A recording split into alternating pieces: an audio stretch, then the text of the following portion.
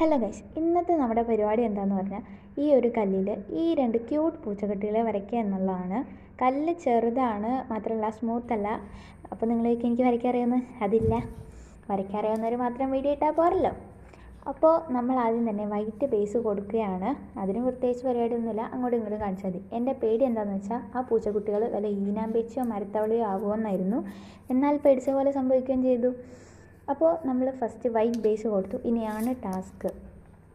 ഞാൻ ആദ്യം വിചാരിച്ചു ഇത് വളരെ സിമ്പിളാണ്, ചുമ്മാ ഒരു പൂച്ചക്കുട്ടീനെ വരച്ചു കൊടുത്താൽ മതി എന്ന്. എന്നാൽ ഈ ഒരു അവസ്ഥ എത്തിയപ്പോഴത്തേക്കും ഏകദേശം മനസ്സിലായി, കൈ വിട്ടുപോയി. എങ്കിലും ഞാൻ മാർക്കറൊക്കെ വെച്ച് ആ ബോർഡറൊക്കെ കൊടുത്ത് അഡ്ജസ്റ്റ് ചെയ്യാൻ വേണ്ടിയിട്ട് നോക്കുകയാണ്.